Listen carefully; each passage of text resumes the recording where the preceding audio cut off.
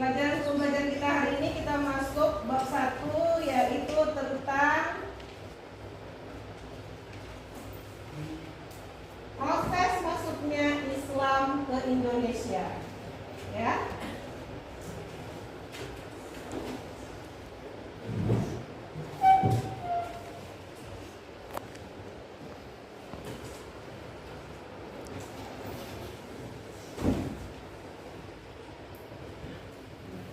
Tujuan proses pembelajaran ini yaitu supaya anak-anak ibu itu bisa memahami bagaimana proses masuknya Islam ke Indonesia. Ya. Jadi sedikit ibu jelaskan tentang proses masuknya Islam ke Indonesia.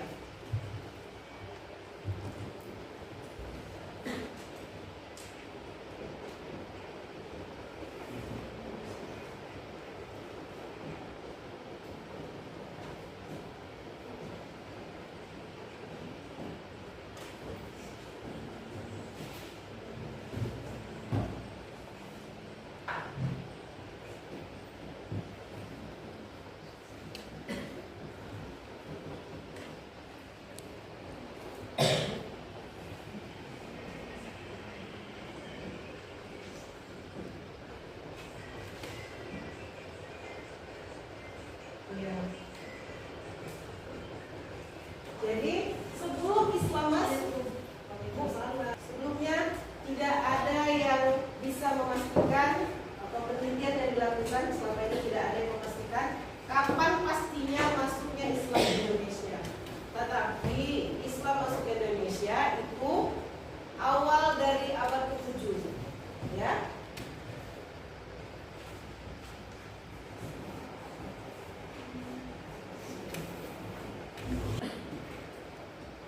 Islam masuk ke Indonesia awal abad ke-7 itu menurut dari catatan sejarah Cina. Ya. Di sini ada yang punya peta? Nggak ada peta di sini, ya. Pada awal abad ke-7 itu Islam masuk ke Indonesia awalnya itu di ujung Pulau Sumatera. Ujung Pulau Sumatera itu ada apa? Aceh. Iya, ada Aceh, ya. Aceh. Dulu namanya bukan Aceh. Dulu namanya adalah Kerajaan Samudra Pasai. Ya, masuklah Islam pertama kali di bawah itu di ujung Pulau Sumatera, kurang lebih. Kita bisa gambarkan Pulau Sumatera. Ya, tempatnya di Aceh. Ya, itu dibawa oleh pedagang dari Arab.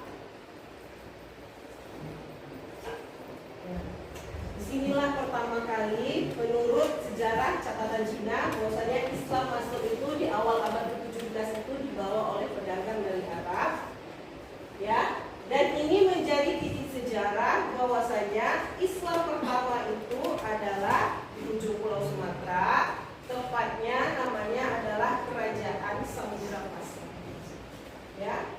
Kemudian itu terus berlanjut. Di Pulau Jawa juga ditemukan ada namanya batu nisan Fatimah yang bertuliskan bahasa Arab. Itu ditemukannya sekitar abad ke-11. Jadi masuk lagi ke abad 11 ditemukan batu nisan bertuliskan bahasa Arab di Pulau Jawa yang menyatakan Islam juga pernah masuk di Pulau Jawa. Ya, Islam juga pernah masuk di Pulau Jawa karena ditemukannya batu nisan Fatimah yang bertuliskan bahasa Arab. Kemudian bagaimana cara-cara Islam masuk ke Indonesia? Ya, itu ada beberapa cara. Ya, yang pertama kali cara Islam masuk ke Indonesia yaitu melalui jalur perdagangan. Kenapa? Karena kita Indonesia ini adalah negara maritim, ya. Indonesia itu adalah negara maritim. Apa itu maritim? Maritim itu adalah negara kepulauan yang dikelilingi oleh lautan. Negara kepulauan yang dikelilingi oleh lautan. Jadi bisa masuk dari mana saja, ya, dari Papua, Kalimantan, Sulawesi, kurang lebih seperti inilah itu Pulau Pandega di gambar, ya. Jadi bisa masuk dari mana saja. Jadi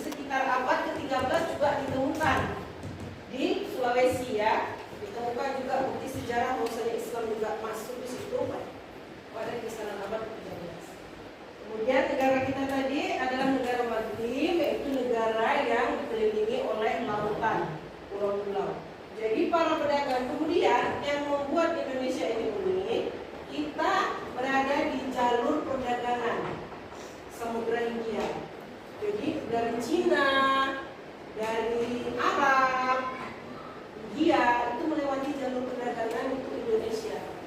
Kalau dulu namanya jalur sutra itu adalah jalur perdagangan. Ya, jadi setiap mereka mau melakukan perjalanan, pasti mereka akan melewati Indonesia. Jadi singgahlah di Indonesia. Ya, kemudian di Pulau Jawa itu karena banyaknya pendatang asing melakukan perdagangan, di situ ada yang namanya dibentuk perkampungan. Perkampungan itu namanya perkojan. Di situ tempat para pedagang-pedagang luar bertempat tinggal. Ya. Kemudian cara berikutnya Islam masuk ke Indonesia itu dari perkawinan. Bagaimana itu perkawinan? Perkawinan itu terjadi ketika para pedagang asing atau pedagang dari luar itu singgah dan menetap di perkampungan tadi kan, terjadilah perkawinan antara penduduk pribumi dengan para pedagang asing. Jadi ketika terjadi perkawinan itu, suatu contoh, pedagang asing itu dari Arab, dia sudah beragama Islam. Empat yaitu tasawuf, ya, diulang lagi.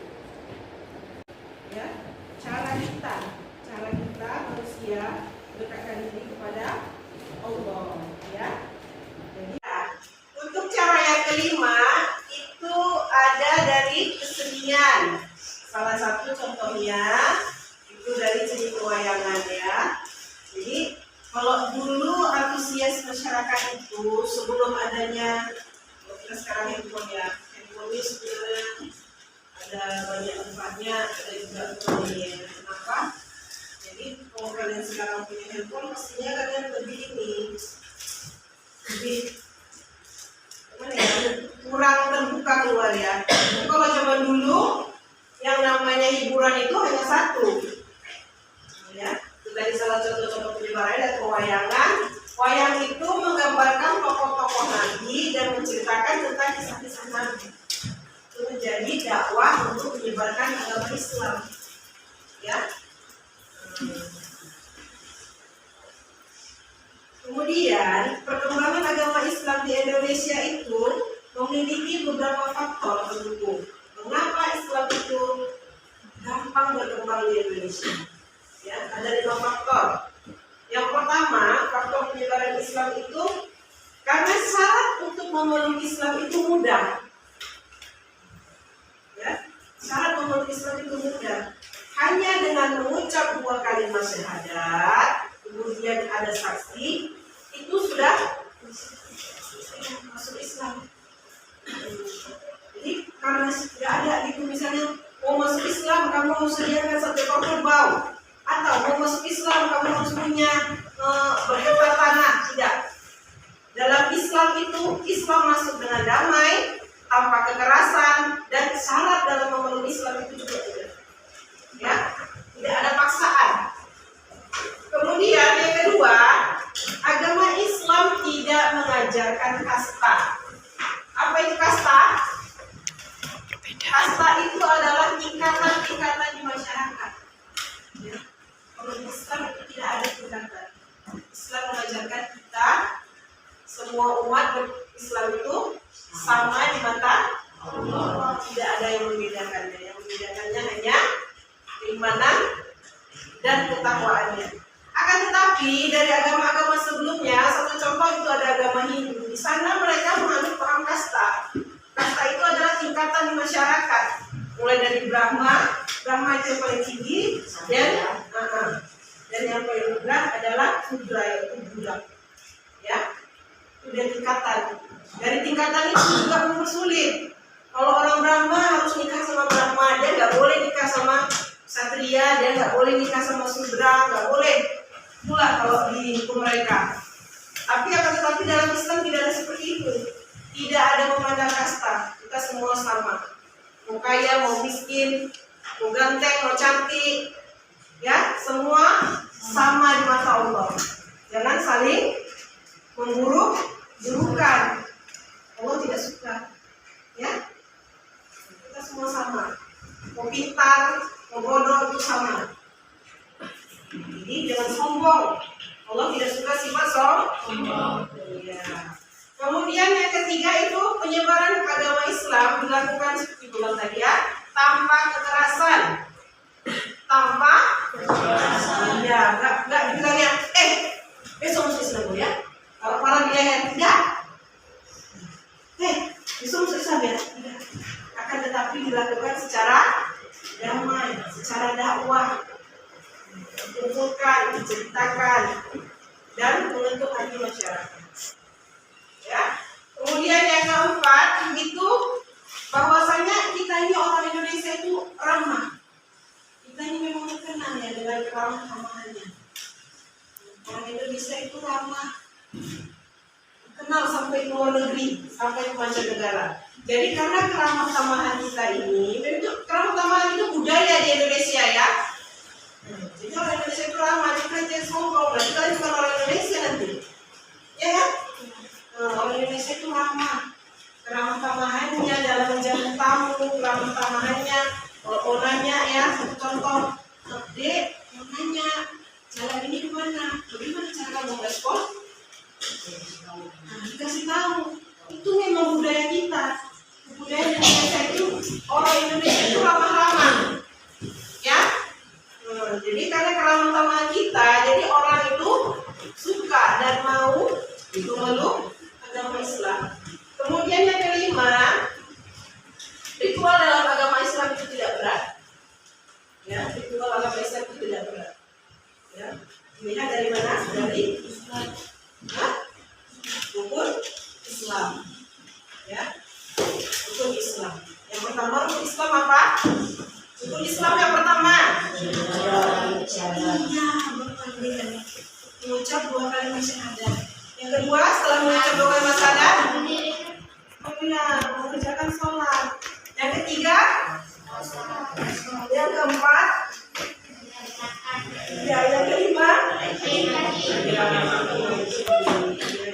ya, itu adalah Islam tidak berat. Akan tetapi sampai sekarang ada beberapa ritual yang memberatkan di luar Islam ya, di Indonesia masih. Satu contohnya ya, itu di Sulawesi, tepatnya di Tanah Toraja. Tanah Toraja itu mereka masih melakukan ritual-ritual kebudayaan ya, itu memang kita Indonesia ini berbudaya. Jadi ritual kebudayaan itu salah satunya ketika meninggal dunia itu mesti menyembelih 1 ekor kerbau. Dan harga kerbau di sana itu mahal, ya, ratusan juta. Bagaimana kita mengumpulkan uang kalau kita tidak mampu? Tapi mereka tetap menjalankan ritual itu. Jadi kalau dalam Islam tidak ada ritual yang berat. Tapi jangan dimudahkan. Memang nggak berat. Tapi jangan dimudah-mudahkan. Ya, sholat pakai modal? Enggak kan? Jadi berat, tapi tidak berat. Ya, pakaian yang bersih, ya, tempat bersih, seperti itu saja ya, tidak memberatkan. Misalnya mau beribadah harus punya 80 juta, mau beribadah harus punya 5 juta, tidak seperti itu ya. Islam tidak mengajarkan seperti itu ya. Ada rezeki kita bersedekah, ada rezeki kita berinfak, tidak ada paksaan dari hati. Itulah Islam. Itulah Islam. Agama Islam dari hati. Kemudian ya, setelah Ibu sampaikan ini, ada yang kurang memahami? Ya, apa itu? Saya kurang mengerti.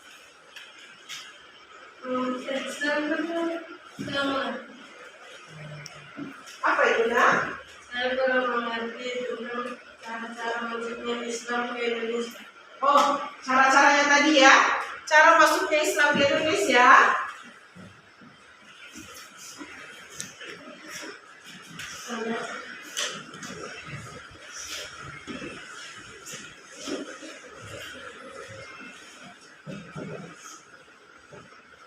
Yang pertama perdagangan. Iya. Yang kedua perkawinan. Yang ketiga pendidikan.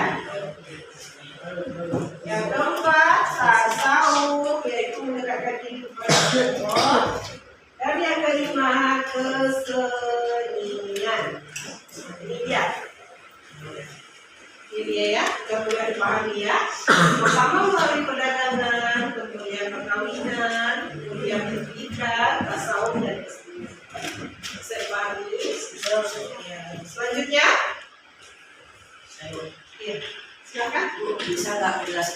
kembali sedikit tentang faktor apa saja yang menyebabkan Islam mudah diterima di Indonesia. Ya, bentar ya. Itu dia. Jadi ya. Yang pertama ya, sedikit diulang bahwasanya Islam masuk syarat dalam memeluk Islam itu mudah, hanya dengan mengucap 2 kalimat saja. Itu sudah memeluk Islam. Kemudian apa? Dalam Islam tidak mengenal kasta atau tingkatan derajat. Ya. Kemudian yang ketiga, Islam masuk ke Indonesia itu tanpa kekerasan, tapi dengan jalan damai. Yang keempat, keramah-tamahan masyarakat Indonesia yang luar biasa membuat Islam berkembang dengan pesat. Dan yang kelima adalah tidak ada ritual yang memberatkan dalam Islam. Ya, bisa dipahami? Ya. Ya. Kalau anak ibu sudah memahami, baiklah, karena waktu kita singkat, kita tutup pembelajaran kita hari ini. Ya. Sebelum ibu tutup di sini, ibu harapkan kalian membuat kesimpulan ya nanti dari pembelajaran ini. Kemudian ibu mengingatkan kembali agar kalian tetap menjaga kesehatan. Di masa seperti ini kalian tetap menjaga kesehatan kalian agar kalian tetap produktif dan bisa aktif dalam kegiatan sehari-hari. Dan baiklah, ibu tutup pembelajaran hari ini dengan mengucapkan salam. Assalamualaikum